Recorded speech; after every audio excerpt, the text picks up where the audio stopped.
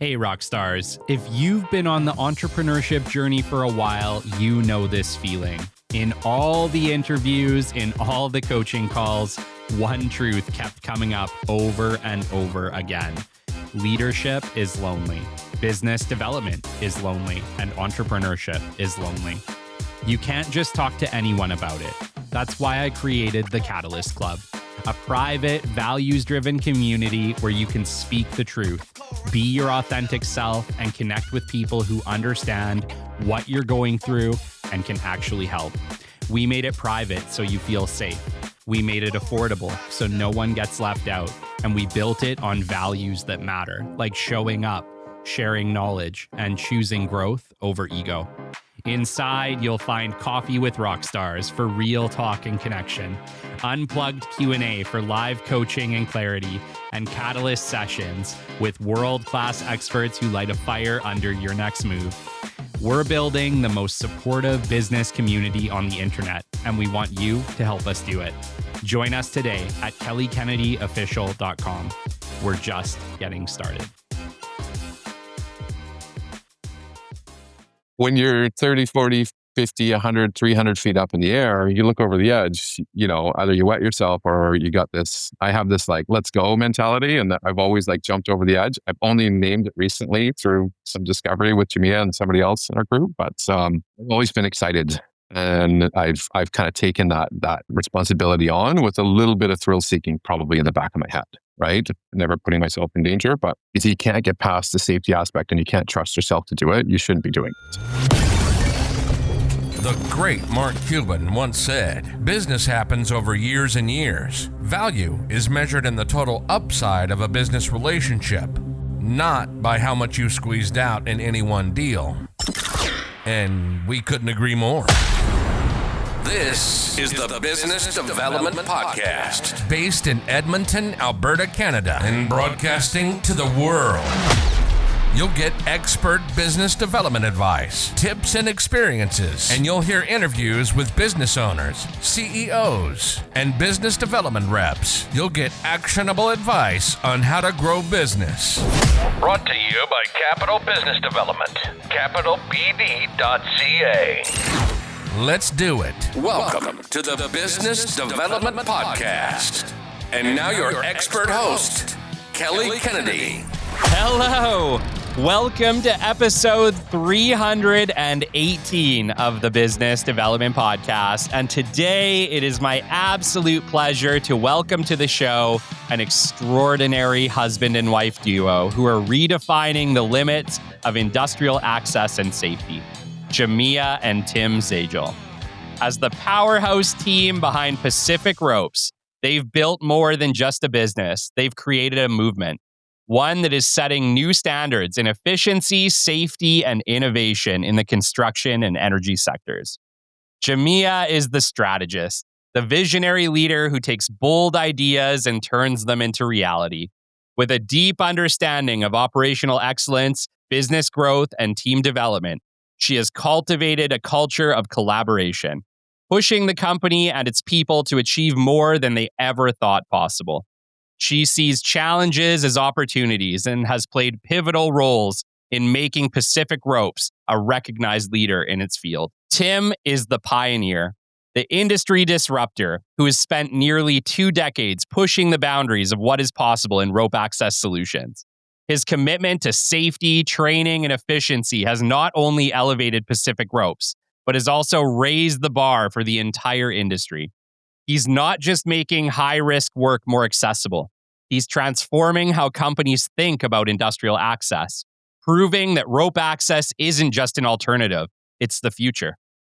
Together, Jemia and Tim are a force to be reckoned with, leading Pacific Ropes with a vision, passion, and relentless drive to push boundaries. Their work is about more than just scaling heights. It's about reshaping industries, empowering teams, and proving that with the right mindset, nothing is impossible.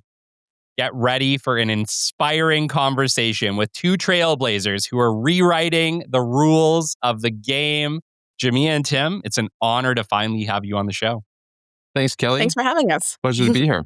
It's honestly, I'm really excited to have you guys. I've never had anybody from Rope Access. And actually, I kind of feel like until we met, and we met a really long time ago, long before I was a podcaster, back in my business development days working with Engrity, actually. I had never even heard of Rope Access, I think, until we met for the very first time. And once Right. I did, I was like, wait, that's a job? That's so cool. Yeah, and I still haven't got you into a harness all these years later. I'm keeping No. trying though. Well, heights is something I struggle with, so we're going to talk about that. Right. We'll I have, unpack that later. yeah, I have no idea how you guys do this. So I'm really excited, like I said, to have this conversation. It's such a cool field and such an important field. There's a lot of scenarios where, frankly, scaffolding just doesn't make any sense and it's frankly expensive. And so the idea that some superheroes hop up on some ropes and do work is pretty incredible. How did you guys end up on this path? I would love, I have both of you here today, and I would love to hear both of your journeys independently because they are so different. And then obviously the same. Jemia, I want to start with you. You started, a Sure. long time ago working in the film industry. Take me back. Who is Jemia Zagiel? How did you end up on this path? Well, long story short, I married into the business. So Tim was on this path already. And I just happened to be there at that same time. When we started dating, Tim was already on his path of building this business. He's got a very strong entrepreneurial spirit and is always looking for ways to improve whatever he's doing. And at the time, he was working for some other companies. And when I met him, I think I was in the phase in my life where I was just looking for new experiences, new things to do. I think I still am. I think that's just kind of who I am.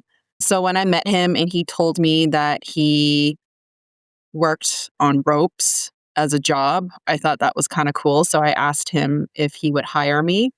Um, and he said maybe, but he never did. So I think he did take me on a job one time, but this was after we started dating and Yeah. I was scared. It was really, Yeah. really scary.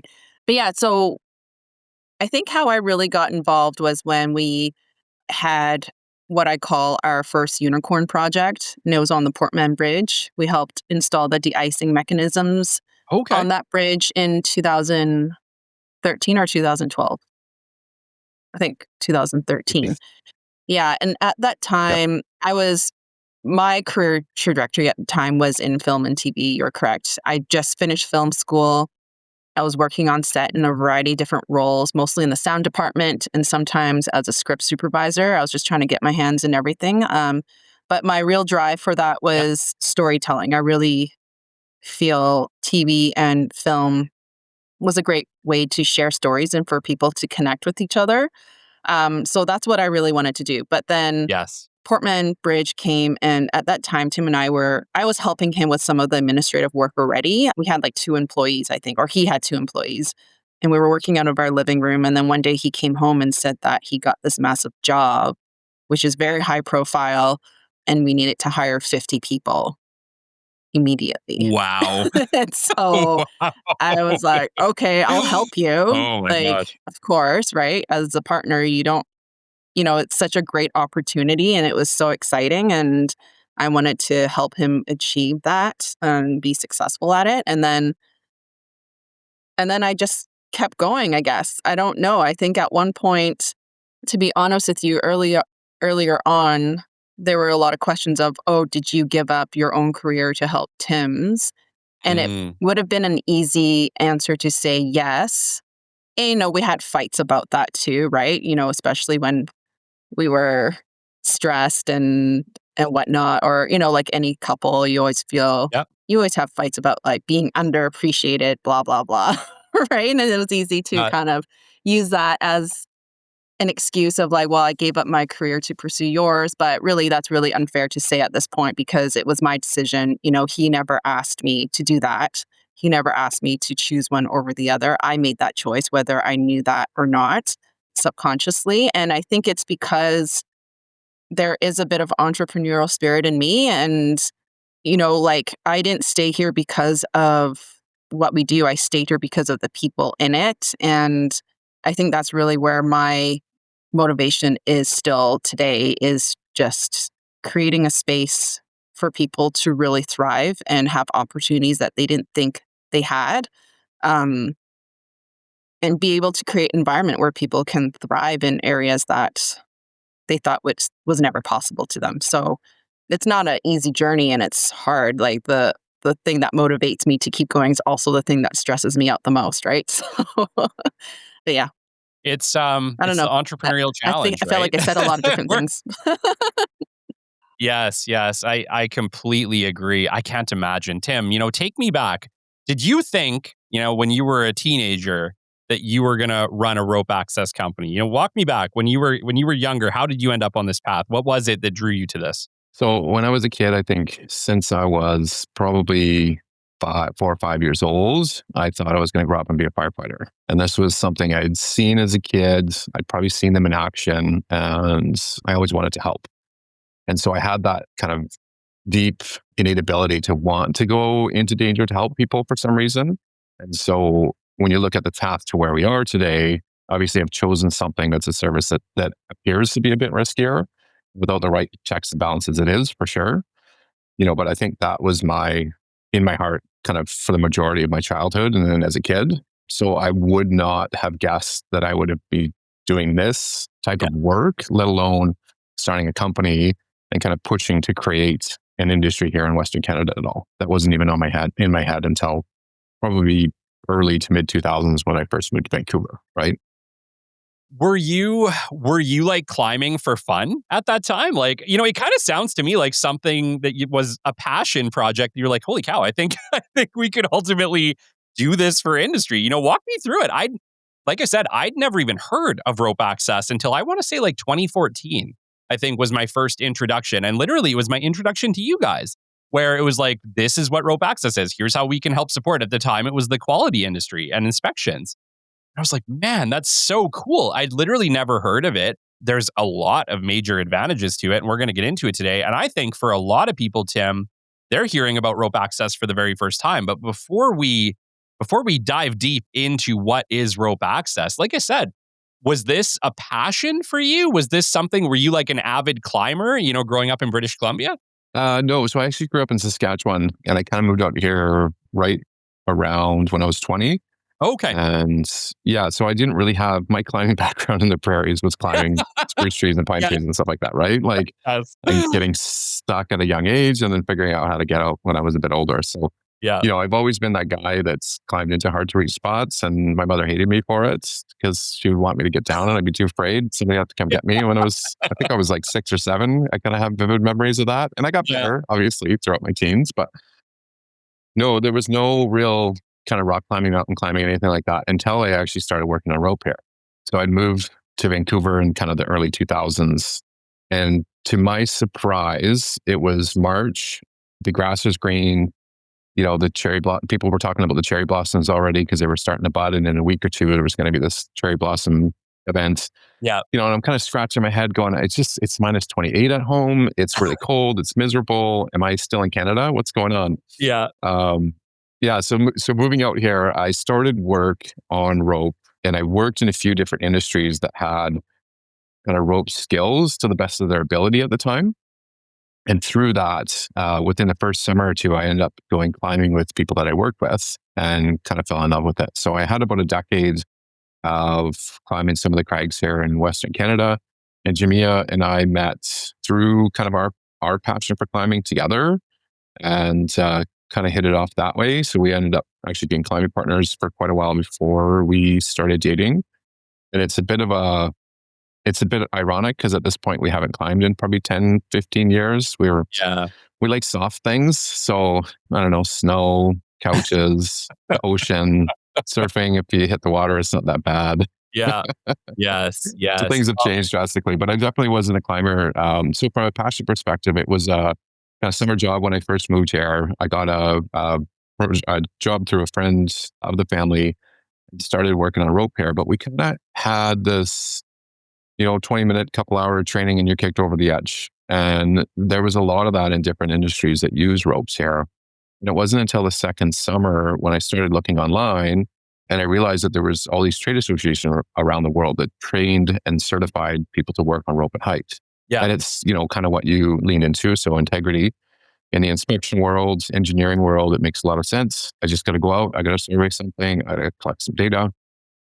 And then the maintenance, the repairs, the painting, the installation, like there's so many things around the world that were using it. And I kind of scratched my head and looked at what we were doing here in Canada. I was like, this can't be right. There's got to be a bit of a better way, right? So I did kind of seek out training and certification, which was exciting because now that I've had, a year or two experience doing this in the field, plus I've been doing it as this newer hobby in the spare time with some friends out in the mountains. Yeah.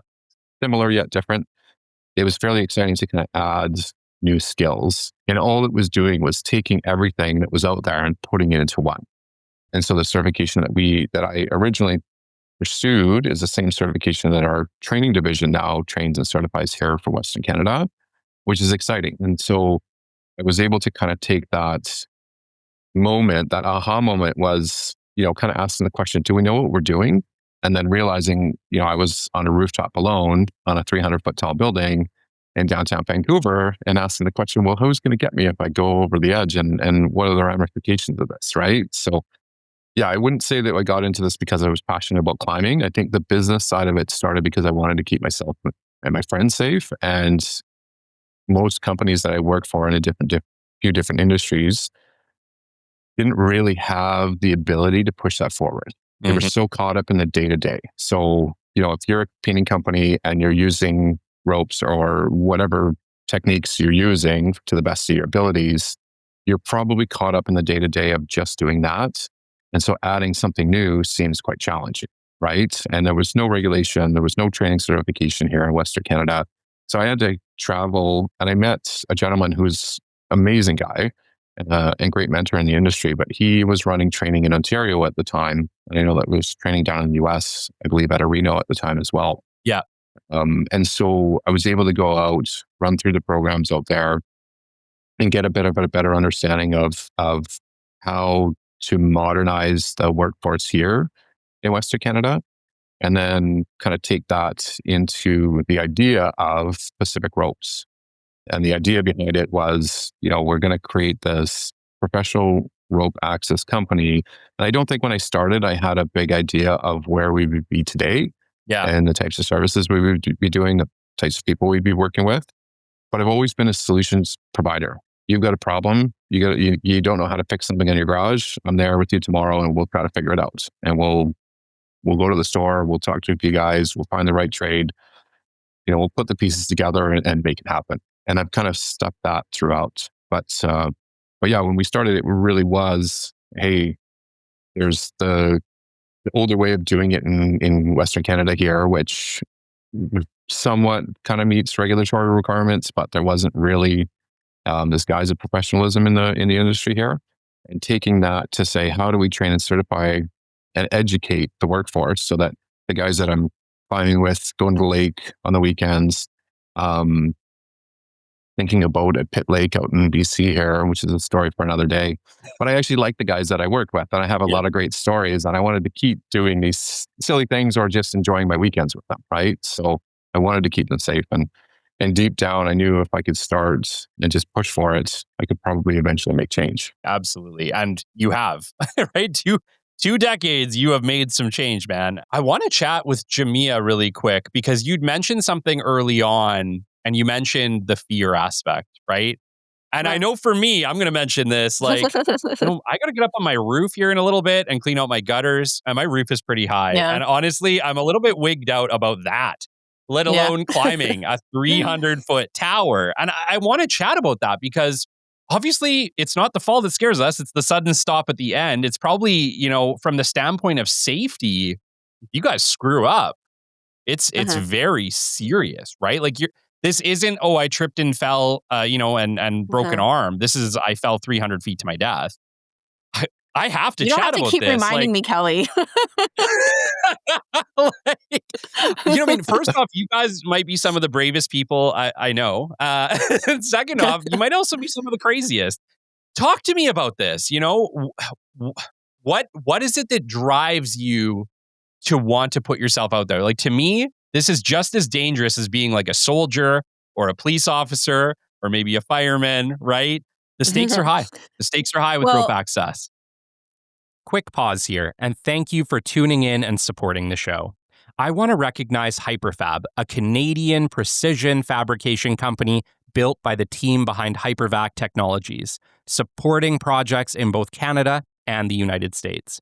They focus on high-quality sheet metal, fast turnaround, and solving complex fabrication challenges when it matters most. Hyperfab is proud to be our title sponsor for 2026. Thanks for listening. Let's get back to the show. yeah, I personally am not on rope, so I have to give kudos to our staff who are the ones that are putting on the harnesses and going through and actually working at height every day. And like our training manager says, it's important to have a bit of a fear of heights, because you don't want to have no fear, because then you'll just become reckless, right? And so a huge part, one of our core values, and really at the heart of it, safety is kind of a foundational piece for us. And I know lots of companies say safety is first, but for us, it is necessary and very crucial. And so before anybody gets up on ropes on the first day, there is like at least 2 hours of like paperwork, safety discussions, safety meetings, reviewing hazards, making sure everybody understands the control measures, like all of that. And I think sometimes a lot of people might look at our team and they're like, why are they sitting around talking for so long? They should start working. But, a welder working on rope for our team isn't the same as a welder working in a shop, right? Like, they legitimately have a lot more preparation they need to consider, and everybody on the team. It's not an individual thing too. Like, everybody has to be on the same page of what the plan is, and where people are going to be, what's going to happen, when it's going to happen, what they're using. Is the equipment, appropriate? Like, has it been damaged, overnight for whatever reason? You're checking things all the time.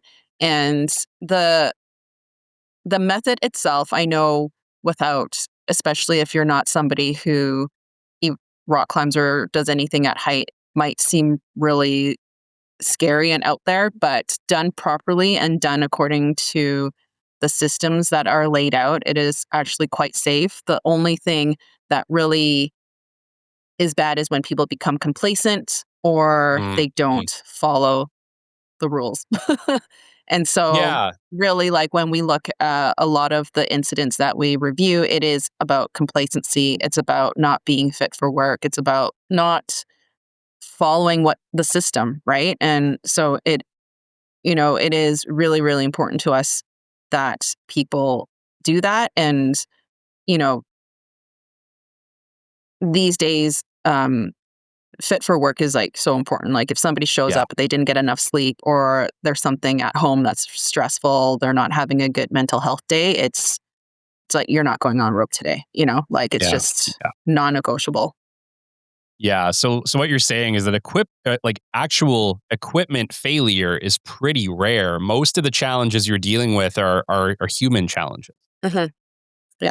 How, obviously, you have to put a lot of trust and faith in your employees in this scenario. It sounds like you've set up a very, very friendly and open and honest place, and encourage that within your employees, because like you said, if they're having an off day, they can't be climbing. Like, at the end of the day, you don't want to have, a preventable injury, right?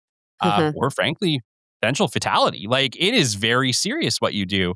Talk to me a little bit, because I know for a fact, Jemia, that you guys have fostered an incredible team dynamic. You have very loyal, very, very educated, and very committed employees. Talk to me a little bit about the culture of Pacific Ropes, because it sounds to me like this is a culture where if you don't foster it correctly, serious accidents happen. And you guys have done absolutely incredible to foster such a great employee base.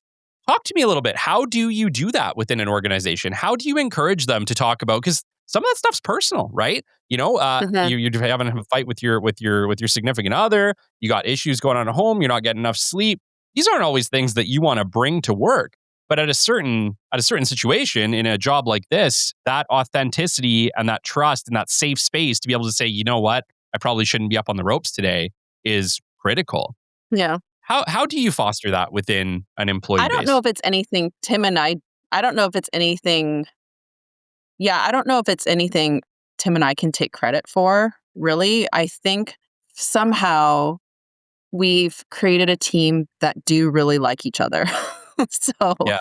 I'm not sure how to explain it, but like I can't say that we did anything, not that I can recognize anyways, to foster that, but I think, like people are attracted to people that are similar to them. And so Yes. I think our crew has always been,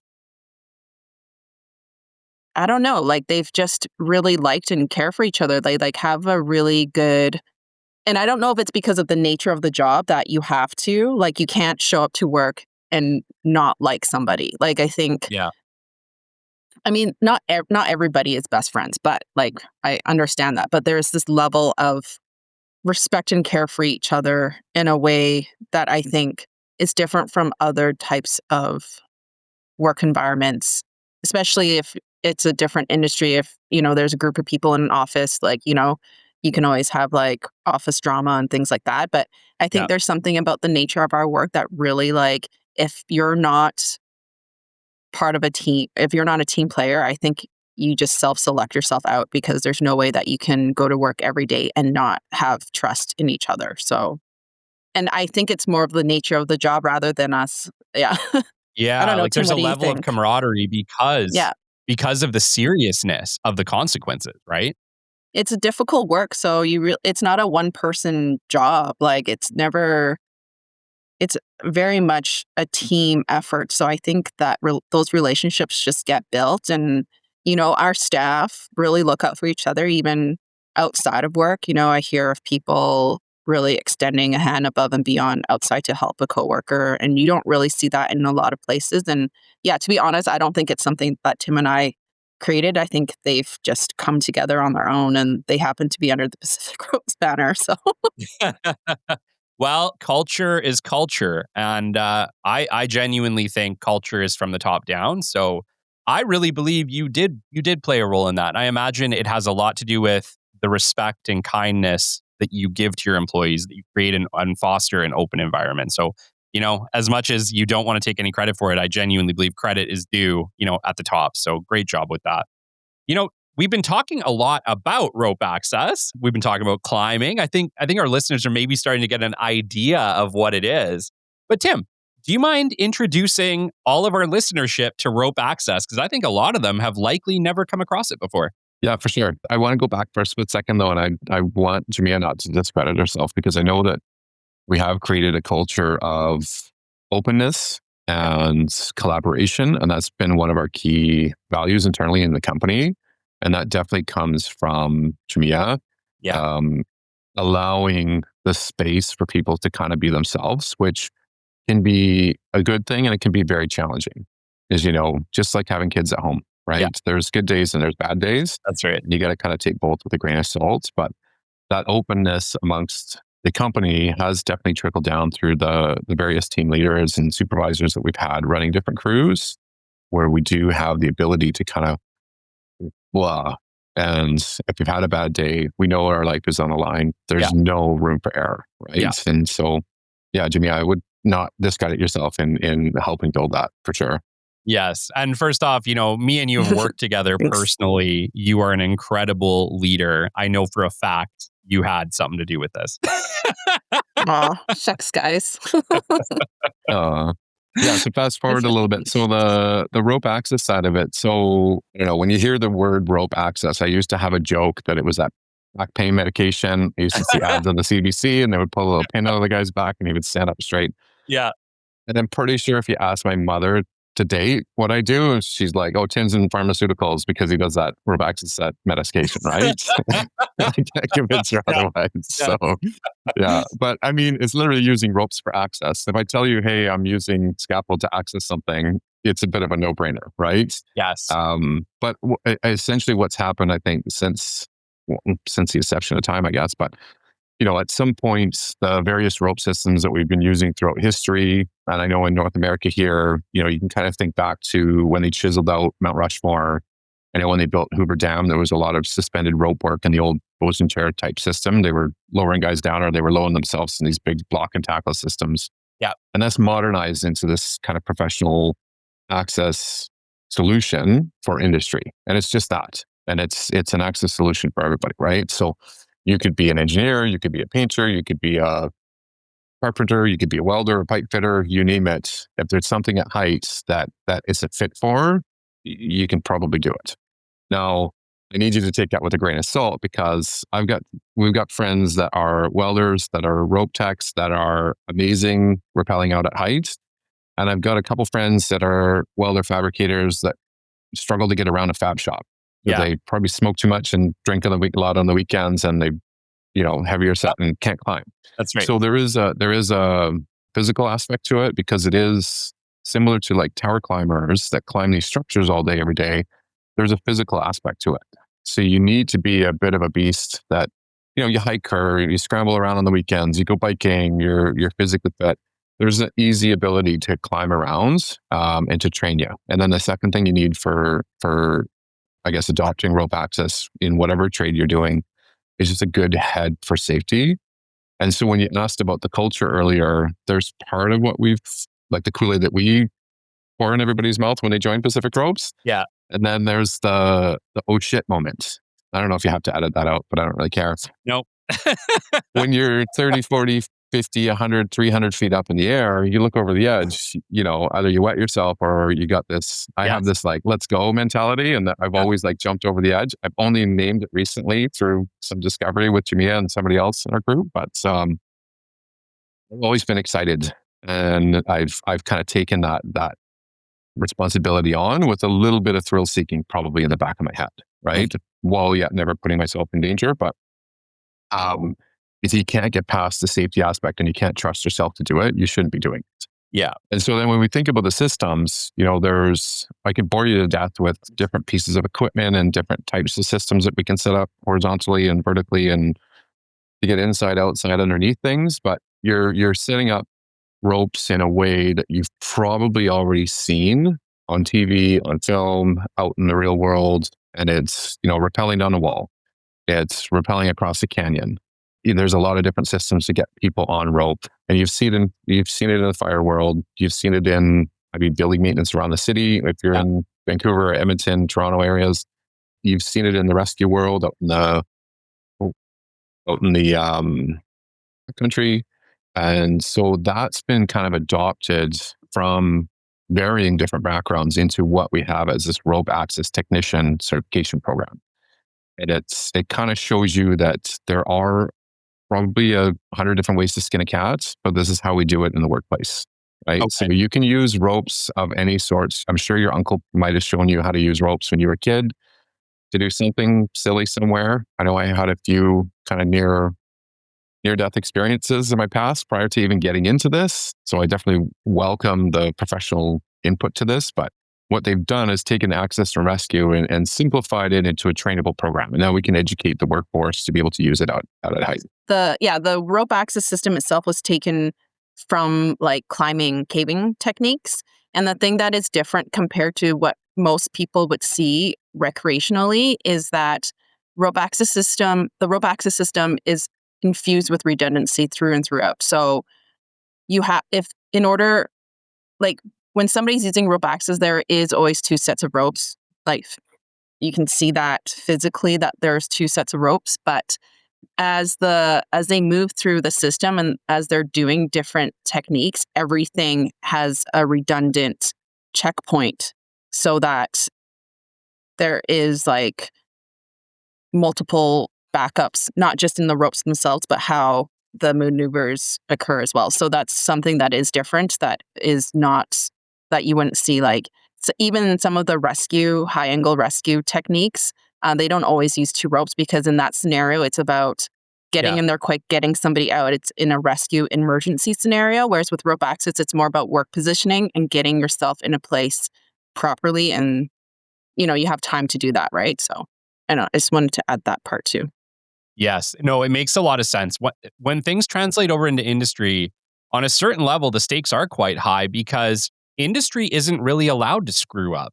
Like we have so many rules, especially in Alberta, knowing Alberta with our TRIFs and things like that. Like, we really can't afford as businesses to have accidents. And so it makes a lot of sense that when you're translating that from, let's call it an actual rescue where it's like, we just need to save this person to we're going to be repeating this regularly for industry, that there would be redundancy. It makes a ton of sense. And, I want to chat about that quickly because I think people are getting an understanding of what rope access is. But Tim, could you speak to maybe some of the applications? Like, I'm going to talk to something that I know a lot of people listening, no matter where they are in the world, have probably heard of, West Edmonton Mall in Edmonton, Alberta, Canada. You guys did some work on the roof in the water park, which if you've been in the water park, look it up. That's pretty damn high. Yeah, so I think one of the obvious no-brainers of using ropes in the workplace is inspecting something. I need to get up there. I think there's an issue, but I don't want to pull in some heavy equipment to build to be able to get up there. And if there is, structural components you can anchor to and set up your systems, then it's probably good first chance to go in. Now, there is, a new adoption, our friends, the drones, which help out a lot more. So if I need to just go up and take a picture, yes, I'm probably, even for us at this point, we're going to pull in a drone and just set it up in a couple of minutes, and it'll save us the headache, hassle, and risk of sending a person up there, right? Yeah. But there's a lot of different, there's your visual, there's your NDT, the inspection stuff that you've been heavily involved with in the past as well. Then just, condition assessments, engineering assessments and stuff.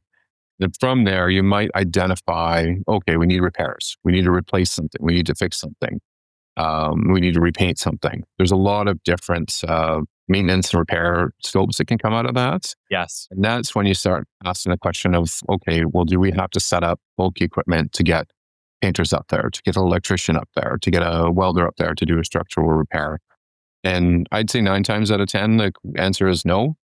But it all depends on the location and the structure and what's possible, right? So there's a lot of projects we work on where we use scissor lift, man lifts, or scaffold just because it makes a lot more sense. Yeah. We could be standing in a location for an extended period of time, and instead of actually dangling a rope for 2 weeks in the same spot, it would make a lot more sense to just slap a scaffold deck in there. So, you kind of have to take it as another tool in the tool belt from an access method planning perspective in your project management. So can we walk up? No. Can I get a scissor lift or boom lift? No.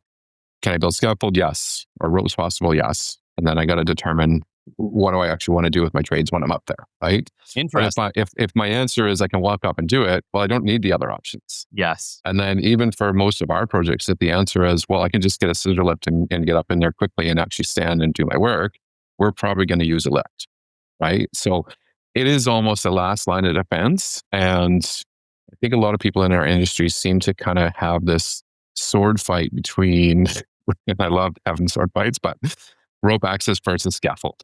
Mm-hmm. And you can look at it and say, yes, one's replacing the other, but 100% of the work you do with man lifts, you could do with scaffold, or 100% of the work you do with man lifts, you could do with ropes. Does that mean you should use one over the other all the time? No, absolutely not. You got to find out what's the most efficient means and the safest means of getting the work done, right? Okay. The client wants quality, client wants a decent price. You need to provide a safe service for your workers when they go out. So there's a lot of different factors that go in. But as far as the skill set that's when you're out there, really the world's kind of your oyster. And we haven't really pioneered this in Western Canada. When I say, hey, we had no regulation, we had no training and certification, so we had to put these things in place. Otherwise, our company couldn't have really got off the ground. All we did was copy paste what people were doing around the world. So when we looked at the UK, when we looked at Europe, when we looked at Australia, looked at some parts of South America, pretty much every kind of construction, trade, inspection, engineering background was using this already. And so all we were doing was like taking ideas from much smarter people than us and borrowing them and saying, well, here's our little kind of corner of the world, and we need to start incorporating this somehow, right? But can you do all pipe fitting scopes, all welding scopes, all electrical scopes on a rope system? Probably doesn't make a lot of sense. But there's a lot in each discipline, a lot of tasks you could be doing where it would just be quicker, easier, sometimes safer to do it on rope versus to build, a massive scaffold to do an hour-long light bulb change out on the side of a bridge or something like that, right? Okay, that leads me into my next question because, well, first off, I hadn't even heard of rope access for, like I said, it's been probably a decade since I have, but at the same time, like there's a lot of people that haven't even heard of this. They would have just thought if I have to access something, I'm going to need scaffolding or I'm going to need, like you said, a scissor lift, right? Walk me through, like, what are the situations? And, feel free to use, Alberta oil and gas because we know there's certain situations there that makes a ton of sense. But what are the situations where rope access is a better alternative to scaffolding or a scissor lift? Yeah, I think most of it comes back into a project planning perspective when you look at something. But there's a lot of major players in Canada now, like clients that use ropes and have, long-standing agreements for rope access services because they understand the benefits of it. The reality is that you probably should be comparing apples to apples of what's it going to cost me to do a job via this method and that method, Yeah. and then make your decision based off of that, right? So I think it boils down to kind of cost, time efficiency, and safety, obviously. Yeah. And then reducing one, two, or all three of those and making your decision based off that. Because Okay. if I come to you and say, hey, I want to do everything via ropes, but then you look at it and compare me to scaffold and I cost twice as much, or there's more risk or anything like that, it doesn't make a lot of sense to do it, right? Yes. So basically what you're saying is it's like a third option, right? It's a third thing to check when you're working at heights. Like don't just look at scaffolding, don't just look at the scissor lift. Take a peek at rope access and see if it makes sense for you. Because maybe people don't know and maybe that is the better option. Yeah, for sure. And I would say at this point, like we're hitting critical mass in Canada and in the North American market where we are kind of catching up to the global understanding of using it out in the workplace. And we're starting to see a lot of larger players, larger construction companies, larger engineering firms adopting it. And all they're doing at this point is kind of copy pasting what their offices are doing in other parts of the world already. Yeah. Right. So I think everybody has an understanding of it, but there's just a slow adoption to anything that is disruptive in Western Canada. And it's not just rope access, right? Some of the safety requirements that we put in place over the last kind of 10, 15 years, some of the construction methodologies, I continuously hear, whether it's construction, safety, rope access, rescue, I'll hear from somebody from Australia, UK, any other part of the globe saying, oh, hey, that's interesting. We adopted that about 15 years ago. Yeah. And it's disheartening because, growing up in the prairies, I thought we live in Canada, one of the most amazing countries in the world. Yeah. And you kind of drink the American Kool-Aid where you're like, we've got freedom and civil liberty and, we're the best, we're the be all. But the reality is that we're slowly catching up. And I don't think that that's a bad thing. I think it's exciting. It's exciting for us anyway. Otherwise, we probably wouldn't be here. Yeah. Yeah. But there's a long way to go, I think, for just getting familiar with it because there is a risk of the unknown. Yeah. And it's not that there is an inherent risk, I think, when you look at this because everybody instantly thinks Tom Cruise underneath a rock face at the beginning of Mission Impossible. And that's the vision they've got in their head of this. But when you see the guys tied up and the amount of safety equipment they've got in the workplace, there is this gut sinking feeling of, oh, okay, this is actually a lot safer than I thought, a lot less risky. And it's going to reduce a lot of time and cost for the mundane tasks. Yes. Right? Yes. There are some scenarios where rope access brings a lot of value. And those are the scenarios where nothing else can be an option. So rope access is the only option. And that happens when in scenarios where there are a lot of other factors that come into play where you just can't have big scaffolding set up. We had a job a couple years ago it's in Vancouver. It's called the Bloedel Conservatory, and it is an area where there's a lot of wildlife, birds. It's a tourist attraction, and they have this glass dome for the ceiling that can be accessed on the outside. So there was no question about being able to get to it to replace the panels, but they couldn't replace the panels traditionally because all the material will fall down into the wildlife down below. And so they needed to build a net. But in order to build the net, they couldn't understand how they can get the net across without, again, disrupting the wildlife. So we use rope access to climb inside of the structure, set up the net so that the glazing company could replace the roof from the outside. And so it's those scenarios where rope access brings a lot of value when you're dealing with like multiple factors, and it's not just not being able to get somewhere. It's we can't get there because it's going to affect the environment in this way. We can't get there because there's a train passing through, and we can't, you know, have obstacles on the train tracks for a long time. So sometimes there are scenarios out there that people, when they come across it, they're like, this is impossible. We just have to not do the repair. And those are the scenarios that we want to tell people, like, there is an option. In those scenarios, I think rope access is sometimes the only option. Yeah, no, that makes a lot of sense. And I wanted to lead into that because you've been talking about so many different types of industry, right? I know there's people listening who are like, but how? How do you do all these different things? How do you know how to do that? How do you know how to do welding? How do you know how to do inspection? Like, because first off, you mentioned, Tim, earlier, there's just certain people that, yeah, that's what they know, but getting them up on a rope is a whole nother thing. Like if they're like me and heights freaks them out, I feel like I need to overcome one of my base fears just to be able to execute my job from a rope, right? Something as simple for me as like cleaning the gutters on my roof. Talk to me a little bit about that.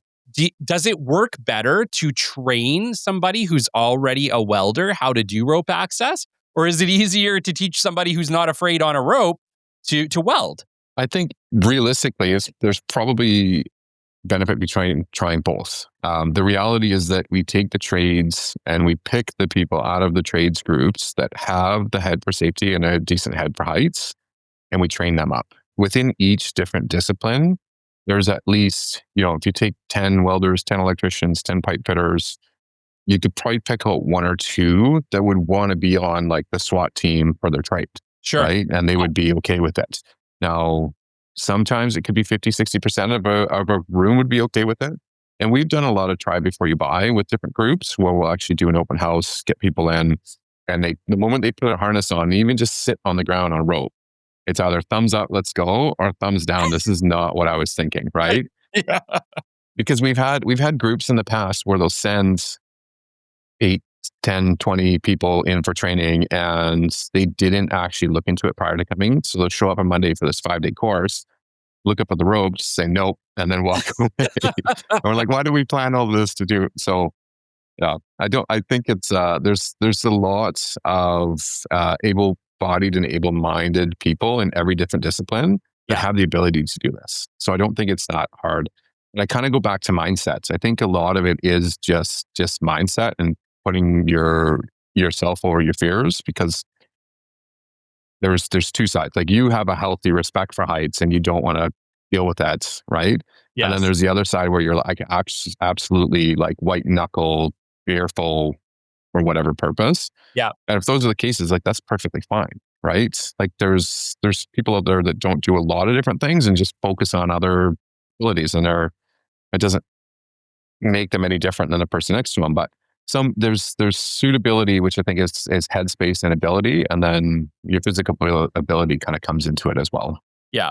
It's so funny. When you may know, I have planes all around my office. I love airplanes ever since being a kid. And actually, I took some flight lessons when I was a teenager. And I had no issue with it, Tim. You get me in a plane or like up in a plane or something that I feel like, oh, like this is intrinsically safe. Like I'm fine. It's good. Right. It would only be like being up on a rope or looking over an edge from a high elevator or something like that. That's like, whoa, that's a long way down. And it triggers like the, oh shit in my head, right? Yeah. It's so funny. It's so funny how fears present, because like I said, you can get me in a plane, doesn't scare me at all. But you get me in something else, and it's like, oh yeah, this is no good. Yeah, I kind of had that. Like I've had a few instances at the top of, like a bridge tower somewhere. I'm like 500-600 feet above the river. And when you start thinking about it, you get inside your head. Like I can even kind of, my butt puckers up a little bit and like, what am I doing up here? Why? It goes so wrong, right? Absolutely. And I'm like, maybe my mother was right. Maybe I am crazy. I don't know. No, it's definitely one of those things, Tim, that it's an interesting trade. And like the reason that I'm kind of questioning you on this is because I've always had a question about it. Because for instance, it's one thing to be a welder, it's one thing to be an electrician. It's a whole nother thing, like you said, to be the SWAT team, to hop up on rope access and be like, I'm going to do this from rope. But yet I know that you guys actually do provide mechanical services as part of your services. Does this mean that you guys have electricians on staff, welders on staff, things along those lines? Yeah, and that's where I kind of hinted that you need to take the 10 or 20% out of those different disciplines and find who's suitable to go through the rope training. Because the skill set when we're out doing construction work, doing mechanical maintenance, you name it, is electrical. It is steel erection. It is welding. It is, and that's a skill. And that's something that's not really trainable from a climber that came through the rope course. And now you're just trying to teach them electrical work. It's not to say that you can't start your apprenticeship and work under a journeyman. Yeah. But the work scope itself needs the trade, it needs the specialist, right? So when we show up, the teams are those trades and they're supported by their access and rescue systems. Yes. Yeah. Okay. Well, thank you. I think, like I said, I think that this has been like a really informative show for a lot of people who've never come across this, and really informative for me too, because I've always questioned that. Like, how does it work? How do you teach somebody, who is a tradesperson to hop up on a rope? Because it's not exactly easy. That's for sure. Jemia, I want to talk to you a little bit about a couple things. And the reason is we're going into right now in Canada. I know this show's coming out like a year from now. But right now, there's a gigantic tariff fear, right? Whether it's going to be long-term for us or not, there's 25% tariffs imposed on Canada from the United States and vice versa. We're having some people freaking out. I'll tell you right now, in my business development calls for the week, I had a lot of people say, Kelly, I can't have this call right now. We're still trying to figure out, we have like 8 meetings today to chat about these tariffs and what we're going to do about it. So there's a lot of fear within Canada. And with Pacific Ropes, you guys have actually survived the 2015 oil downturn in Alberta and COVID. So, you guys have shown resilience and you're able to, ability to overcome horrible circumstances, frankly, for our country. Talk to me a little bit about that. I know, like I said, this is a year later, but I think there's a lot of valuable lessons in how do we overcome these fears? How does a company come out the other side in a challenging situation? Talk to me. How did you guys do it with Pacific Ropes through 2015 and through COVID? I don't know. I think we're still trying to figure that out. Kind of what we've mentioned before, it is mindset, right? I think I've come to realize that there will always be external factors that we can't control. When we started this business, we didn't anticipate COVID. We're not anticipating trade war with America. We didn't anticipate, economic downturn in industries that we work in, right? So nobody really talks about planning for that. Like when everybody talks about building a business, they talk about all this other internal stuff. And there is no playbook for what happens when external factors come and really throw your business for a loop. And so I think based on our experience, and we learned this early on, going back to that first unicorn project we were talking about on the Portland Bridge, we were very, very new as a business and as business owners and really didn't know what it meant to build a business. And so our biggest lesson then was putting all our eggs into one basket. Sales was not a thing that we talked about. Tim and I weren't talking about, let's go and do sales and meet more people and get more clients. We had one client and then that client left. And then that's when we realized, we need to do sales, but that lesson taught us that we can't put all our eggs in one basket. And so you can't rely on just one client. You can't rely on just one industry. You can't rely on just one service. You really have to consistently diversify and pivot, right? So you could have a plan A, but have plan B, plan C, plan D in your pocket. And maybe all those plans end up not being relevant and you have to start a whole new set of plans all over again.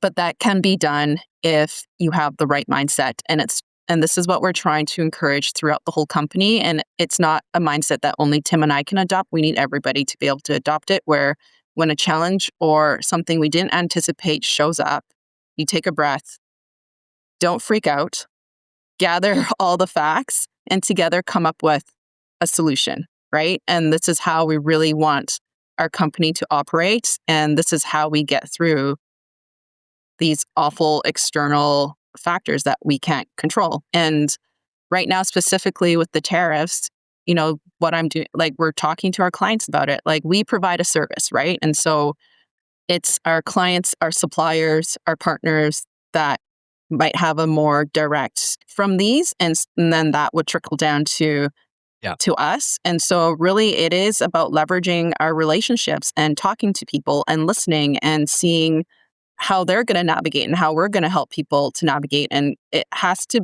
be this collaborative joint, we got to help each other out type of approach that we need, regardless if it's tariffs or something else, right? And I think this is where the best of humanity can shine if we can band together and do that. And I hope we can do that and not just fall apart and say the world is over, because it's not. Yes. We'll get through this. And then in 10 years, there's going to be something else we're going to have to try to get through together. That's right. That's right. Yeah. I always say, like, when things get scary, that's when you have to double down on those relationships. That's when you have to double down on your lead generation and your business development, because you're absolutely right. People can get into this like analysis paralysis where they're like, I don't know what to do, so I'm going to do nothing. But if you do nothing, you've already lost. I love the fact that you said, I'm already in touch with my clients. Like, it's been like 3 days and you're like, I'm already in touch with my clients. I'm already figuring out, what are the pain points for them? How can we help? How can we support? You're being proactive. Like, that's absolutely perfect. That's the right thing to be doing. I want to chat about the husband and wife duo. I want to chat about this because as somebody who, Shelby and me work at home. We both work at home. She works high level at Nate, and obviously I run, capital business development and this podcast and coaching and stuff. And we have plenty of challenges working together, and we don't even work together 9 times out of 10. It's hard to balance life as two executives, essentially, trying to kind of do different things, but accomplish things together as a family as well. You guys have done this, fairly successfully for quite some time. And I know we have a lot of people listening who maybe are husband and wife duos or who would like to be at some point, but who are like, man, I don't know how I would do that. I don't know how we would balance work life and personal life. And I'd love to chat with you about that.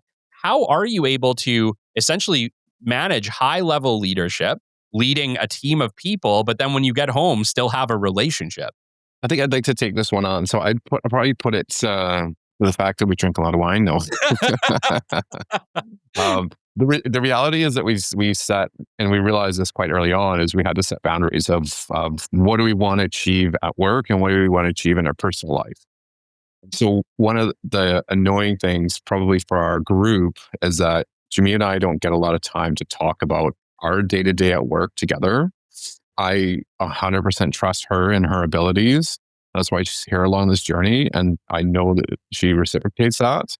So we don't really need to spend our entire evening catching up on work stuff. And that commitment on our side has allowed us to be successful in the workplace and then still maintain a fully functioning family and a personal life.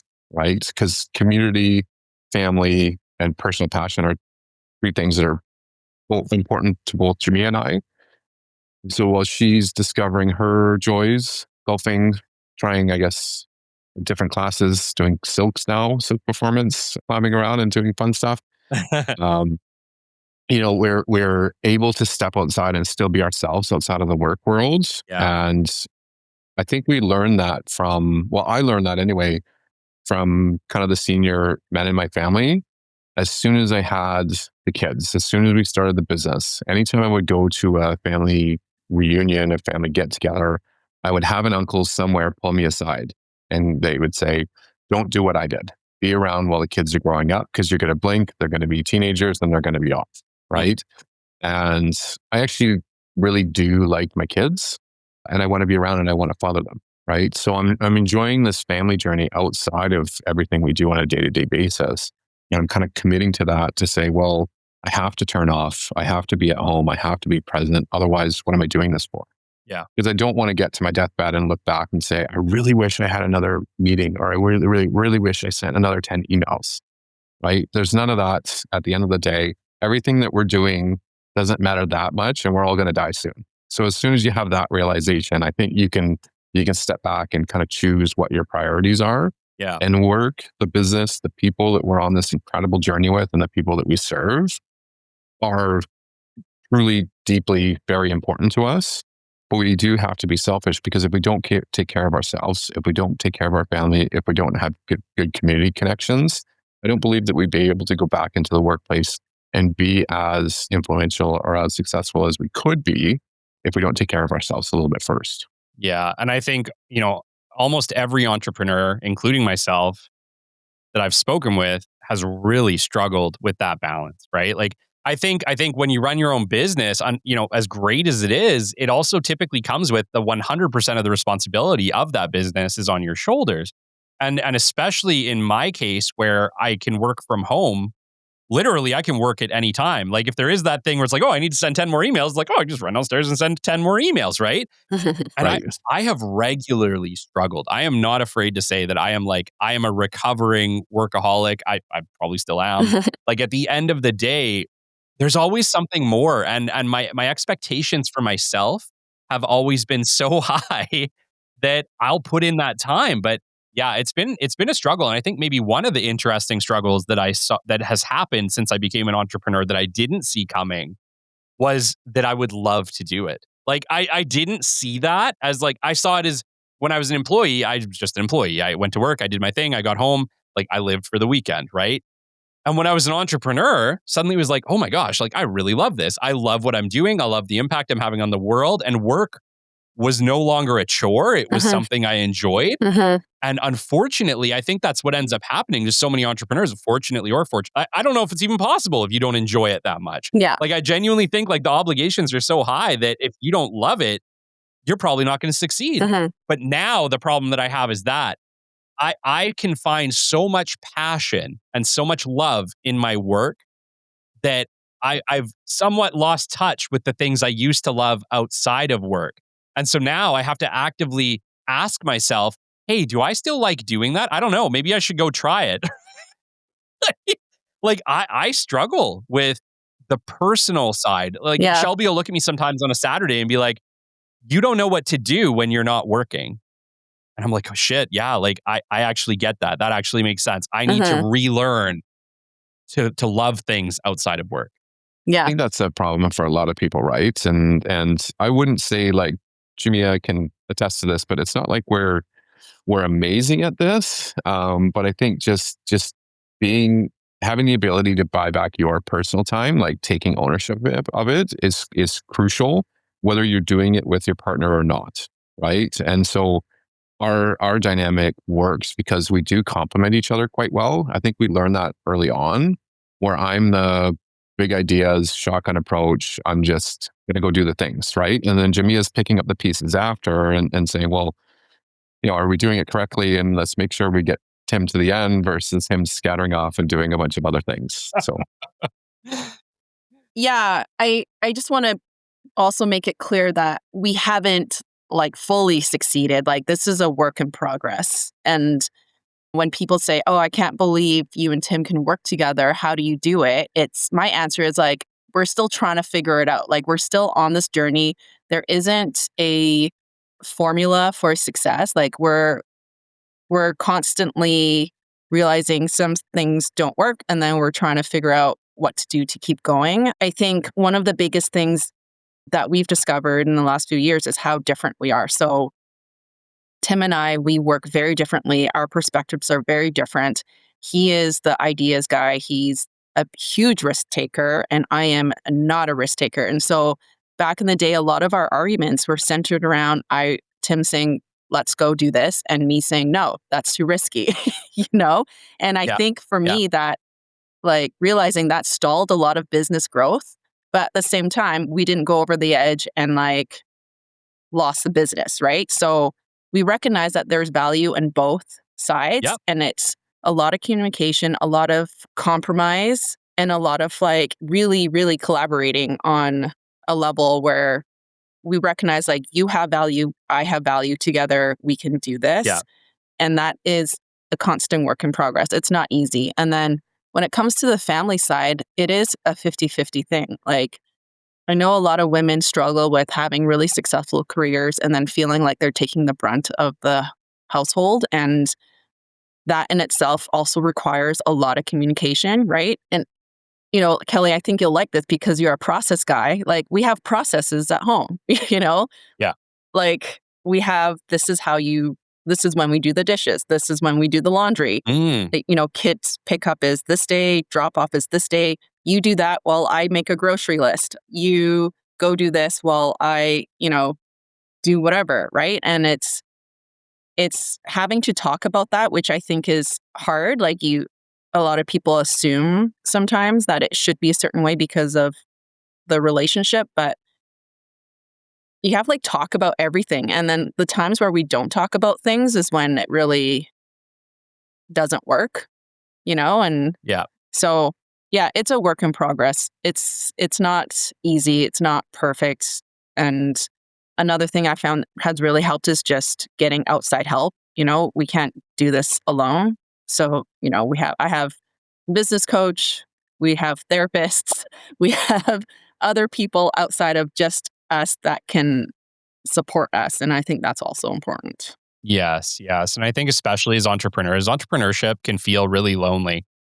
One of the other surprising things I didn't see coming, but it really is like entrepreneurs really need that extra support. Like I have a support group of entrepreneurs that I essentially can call at any time and say, I'm having an absolute horrible day. Here's what happened. Can we talk about it? And they'll give me that time of day, and vice versa. I do that for them too. And I never saw that as being a need. But the funny thing is, as an entrepreneur, you really need to speak to other entrepreneurs as opposed to just your typical friend group. Like, I can't talk to the friends that I had before I was an entrepreneur about this in a way that they would understand because they just haven't experienced it. You really need to speak with somebody who understands you. Yeah. I think that's where, so Jemia had joined a business, kind of a peer mentorship group a couple of years ago. And then I joined it about probably 9 months after. And being at the table with like-minded individuals, no matter what service products their business is in, they have HR issues. They have economic issues. They're worried about the tariffs. They're worried about the pandemic. Like, these things affect everybody. And you can't expect, same if with you and the kids at home, you can't take your problems and then ask the kids for help. Yeah. Right? Because your role is a little bit different. But to go out and talk to other parents and talk to people that have experience with that, you'll probably get a lot of good feedback, and you'll be able to provide a lot of good feedback based on your experience. But in that moment, you might feel like I feel stuck, whatever it happens to be, right? And so, yeah, I definitely believe in having the peer mentorship groups around. I haven't been part of mine in a while, but I live vicariously through Jemia with her group. And I know that it's a huge support because there's some inspiration and a lot of good insight. And then there's also the backhand of like, you're doing it right, just get back to it. And you're like, oh yeah, okay. So it's good to have that support for sure. Yes. And Jemia, you're not afraid to go and find help. I think a lot of entrepreneurs, we're waiting until the ship is burning before we're looking for help, right? Something I know about you, we've actually had a chance to work together. It was an incredible experience. But you're not afraid. Like, you reached out to me. You're not afraid to go and look for support in areas that you might need some help with. Talk to me about that, because there's a lot of entrepreneurs who, like I said, they're not going to ask for help until they're on fire. I don't know. I think I've always just been somebody that likes to learn. So, and I know that I don't know everything. And especially in this role, like, I never went to business school. It was never something I thought I would be doing. So I am really in a place of I don't know what I'm doing, but I have to do something because I have this opportunity. I have this huge responsibility of this business and all the people in it. I can't screw it up because I'm afraid to ask for help. Like, there's no shame in that. Mm-hmm. I'm not an expert in things. And that's something I think I've also realized about myself too. I'm kind of like a generalist, I know a little bit about everything, but I'm not a specialist in something. So when I see something in our business where I'm like, okay, we don't know, nobody here knows what we're doing about this. Like, let's go find somebody who knows all about it and learn from them. And so that we can move ahead and make the right decisions. Yeah, I think you have to be okay with admitting to yourself that you don't know everything. And maybe sometimes people feel like they should know everything because of the position that they're in, like whether they're a CEO or they own the company, they feel like they have to prove to people that they know everything. And I think that is very detrimental because nobody knows everything. Like really at the end of the day, nobody knows everything. Yeah. So Yeah. And I think, I think that that's a sign of somebody who is in tune with themselves. And frankly, true leadership is being able to say, I don't have all the answers. Like, the funny thing is people look to me for all the business development answers, and I can only give them answers from my knowledge up till yesterday, right? Tomorrow, something completely could be thrown into the mix that makes everything I know obsolete. That's just the truth. It can happen, right? And you have to be open to that idea, and you have to be willing to learn. You have to be willing to say, you know what? I think there's a better way to do this. And the funny thing is that even in my time of doing business development, right? At this point, we're going on 15 years of doing direct business development. I do business development today completely differently than I did, when I got into this industry in 2012. It's a completely different industry. The ways and techniques and tools we use are completely different.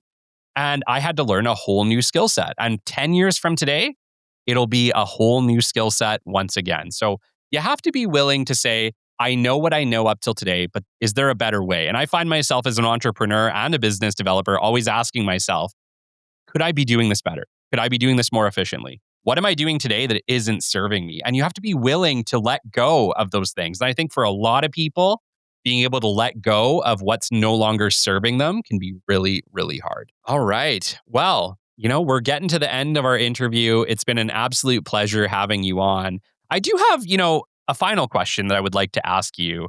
And you've both been in business at this point. At the point of the release of this show, the people are listening to it, we're going on nearly 20 years of Pacific Ropes. So let me just start out by saying congratulations. What an incredible, incredible journey. And I just do want to ask you, for the entrepreneurs listening, maybe the ones that are going to take the leap, or maybe for the ones who are just in it for a couple of years and they're wondering, how in the world do I get my business to a 20-year-old business? What advice would you give those new entrepreneurs who are looking to emulate your success?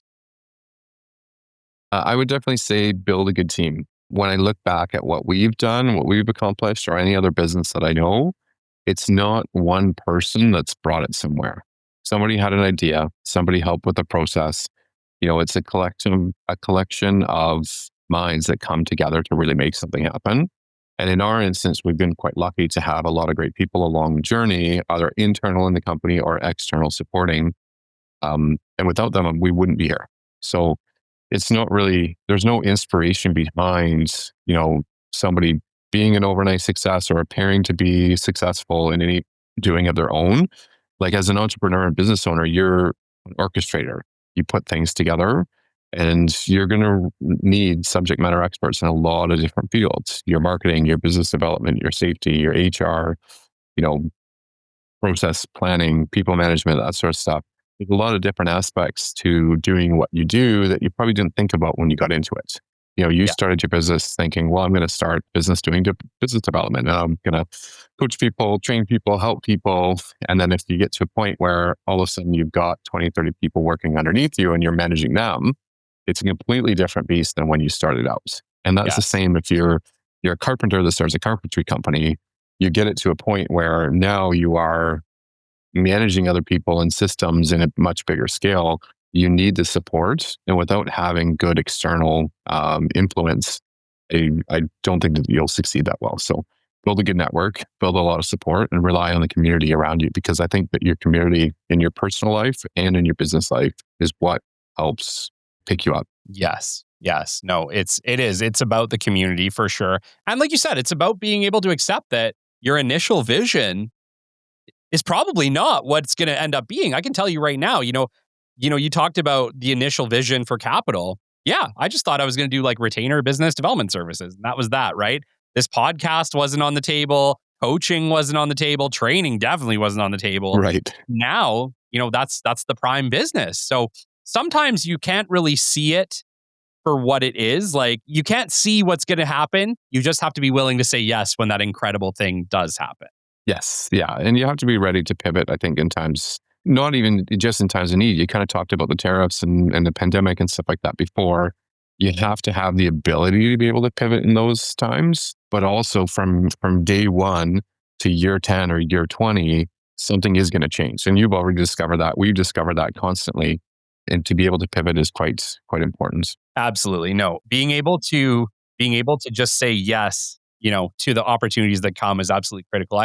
I've learned in my entrepreneurial journey, I can't see the best things coming, right? Like as much as I want to make all the plans in the world, the odds of those plans going the way that I planned them are like pretty much nil, right? Right. It's the best opportunities have been the ones that I didn't see coming, but I was ready to say yes.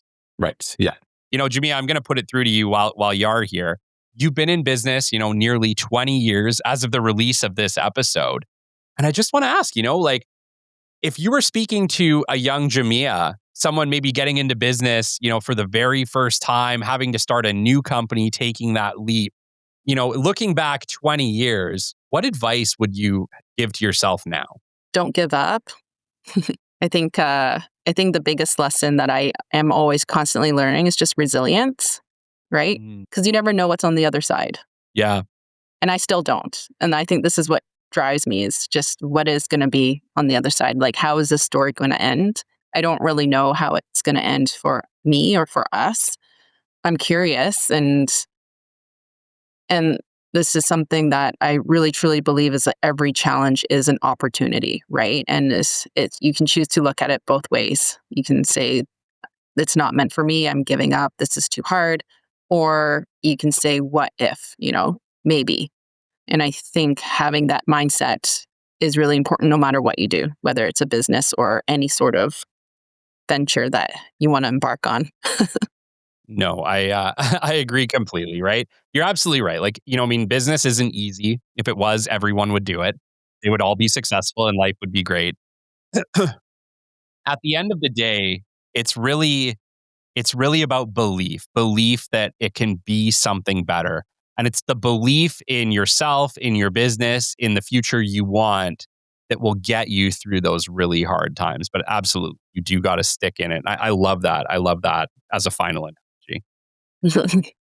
I have to say, before I wrap up today's show, Pacific Ropes, the both of you made a choice to give us a sponsorship of this show. And I have to just thank you both personally and on behalf of every single one of our listeners. Thank you so much for getting behind the Business Development Podcast. As you know, we're based in Edmonton. We're Alberta, Canada.